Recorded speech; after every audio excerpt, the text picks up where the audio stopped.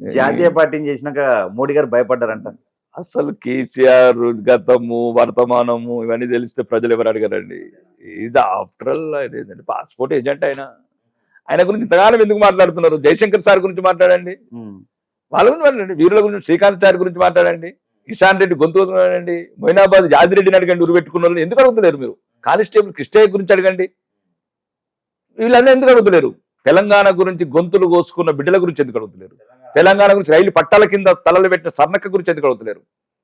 వేణుగోపాల్ రెడ్డి బిడ్డలు ఉరిపెట్టుకుంటే ఎందుకు అడుగుతలేరు? యాదిరెడ్డి ఢిల్లీలో పోయి ఉరిపెట్టుకున్నాడు, అతని గురించి ఎందుకు అడుగుతలేరు మీరు? మీడియా ఎంతసేపు పాస్పోర్ట్ ఏజెంట్ అయిన ఆయనని, పదవి దొరకకపోతే ప్రాంతీయతత్వం రెచ్చగొట్టిన ఆయనని ఎందుకు అడుగుతారు మమ్మల్ని? ఏంటి ఆయన ఒక పాస్పోర్ట్ ఏజెంట్గా చేసి ఆయన వచ్చేసాడు, రాజకీయాలకు ఎమ్మెల్యే అయ్యాడు, మంత్రి అయ్యాడు. ఆ మంత్రి పదవి ఇవ్వకపోతే ప్రాంతీయతత్వాన్ని రెచ్చగొట్టి మా బిడ్డలని రెచ్చగొట్టి 1200 మంది ఆత్మార్పణ కారణమైన వ్యక్తి. ఒక్క గ్రూప్ వన్ ఉద్యోగం ఇవ్వలేదండి. పిల్లలకు నీళ్లు నిధులు నియామకాలు అన్నాడు. నీళ్లు కాళేశ్వరం చూసాం, కాళేశ్వరం నీళ్ళు కనతం చూసాం ఇప్పటివరకు. 1,00,000 కోట్ల అవినీతి.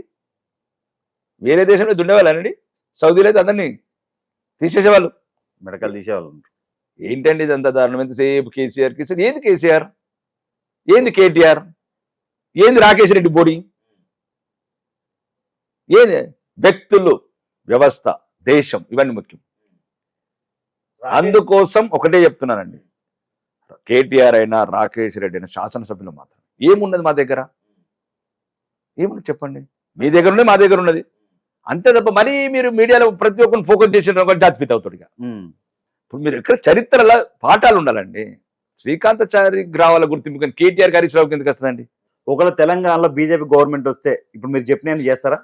ఏం చేసేది? శ్రీకాంత్ చెప్పింది చేస్తాం, చేసేదే చెప్తాం. అది బీజేపీ.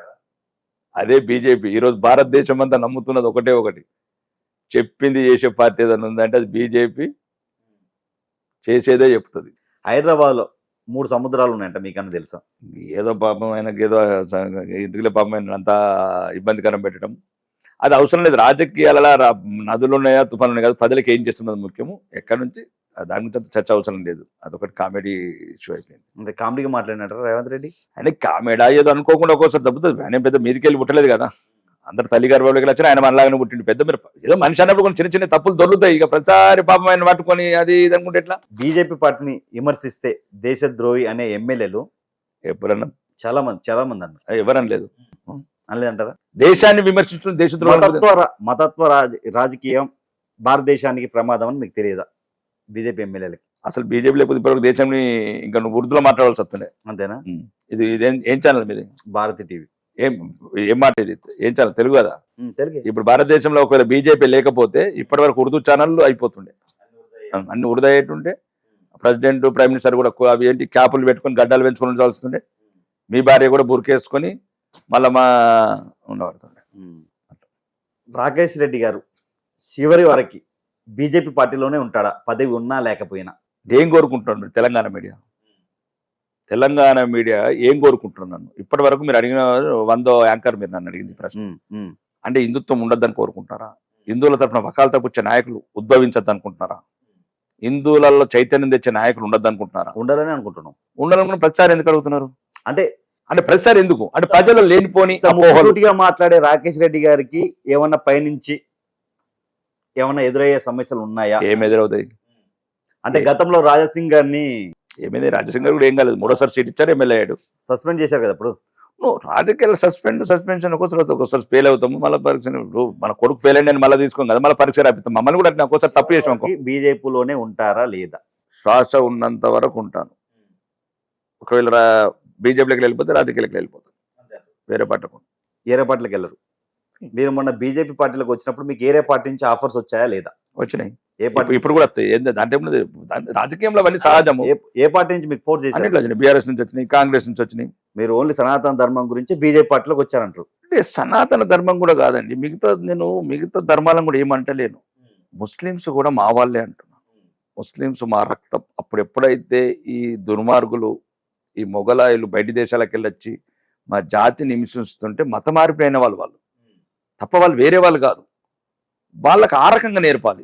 మనం ఒక్కటే, తాత ముత్తాతలు 4 గులాం నబీ ఆజాద్ గారు అన్నట్టు 600 సంవత్సరాల క్రితం మేమంతా హిందువులమే. ఇట్లా 600 సంవత్సరాల క్రితం భారతదేశంలో వాళ్ళందరూ హిందువులే.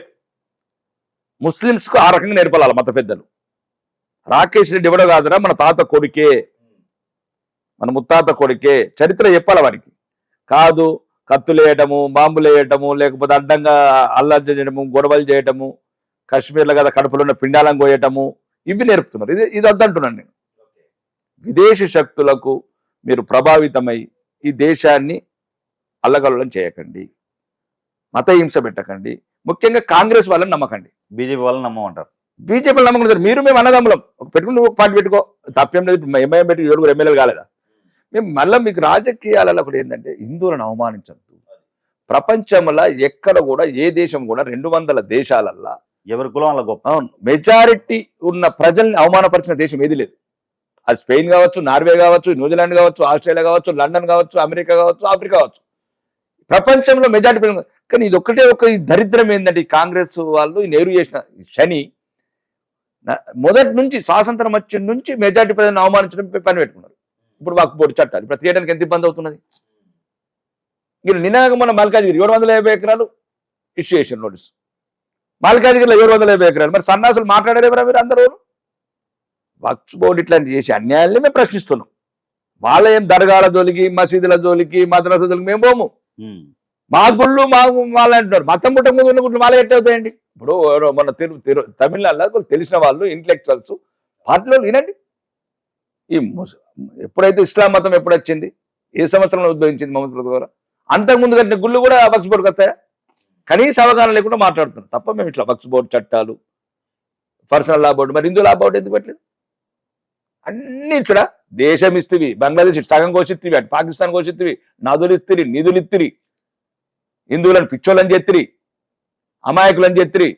మీరేమో వేరే మతాలకు వదిరి. ఇందిరాగాంధీ గారేమో పార్శ్వని చేసుకునే, రాజీవ్ గాంధీ పార్టీ ఆయనేమో క్రిస్టియన్ చేసుకునే, ప్రియాంక గాంధీ ఏమో క్రిస్టియన్ చేసుకునే. మాకు మా ఆ కుటుంబంలో మా హిందువులే లేరు. ఇక తిరుపతి లడ్డు విషయంలో కల్తీ జరిగిందని మీకు తెలిసిందే. దీన్ని ఎలా చూడొచ్చు? అన్య మతస్థులు పరిపాలిస్తే ఇట్లాంటి సంఘటనలు జరుగుతాయి. అన్య మతస్థులు పరిపాలన పద్ధతం చేస్తే ఇవన్నీ సమస్యలు రావు.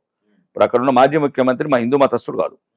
అతను ఎప్పుడైతే బ్రహ్మోత్సవాలలో తలంబ్రాలు మోసాడో అపవిత్రమైంది కొండ అపవిత్రమైందంటే. ఇప్పుడు రాజకీయ నాయకులుగా నేను క్లియర్గా చెప్తున్నా, భారతదేశంలో ఉన్న హిందువులకు కావచ్చు, తెలుగు వచ్చిన తెలుగు వాళ్ళకి దయచేసి వైఎస్ జగన్మోహన్ రెడ్డి గారు రెడ్డి కాదు, వాళ్ళ పేర్లు కూడా కొద్దిగా మార్చుకోవాలి. ఎందుకంటే ప్రజలు కన్ఫ్యూజన్ అవుతున్నారు. రాజకీయాల్లో ఉన్న స్వచ్ఛతగా ఉండాలి. మేమే తప్పు పట్టట్లేదు, క్రిస్టియన్స్ దేశాన్ని ఏలువండి. ఎందుకంటే రాజ్యాంగం అందరికి సమాన హక్కులు ఇచ్చింది. మీరు ప్రధానమంత్రులు కండి, ముఖ్యమంత్రి ఏకే ఆంటోనీ గౌరవనీయ ముఖ్యమంత్రి గారు, మన అబ్బాయి కూడా బీజేపీలోకి వచ్చాడు. అంటే నేను అనేది ఏంటంటే ఇప్పుడు అక్కడ కన్ఫ్యూజన్ ఎందుకంటే తిరుమల కొండ మొత్తం అపవిత్రం చేశారు. ముఖ్యంగా నా ఉద్దేశం అది వైఎస్ జగన్మోహన్ రెడ్డి వారి వల్ల జరిగింది. అది కావాలని చేశారంటారు సార్? నో, ఇప్పుడు పరిపాలించుడు క్రిస్టియన్ అండి, ఆయన హిందూ మతాన్ని నమ్మన్నప్పుడు ఏం జరుగుతుంది, ఏమవుతుంది?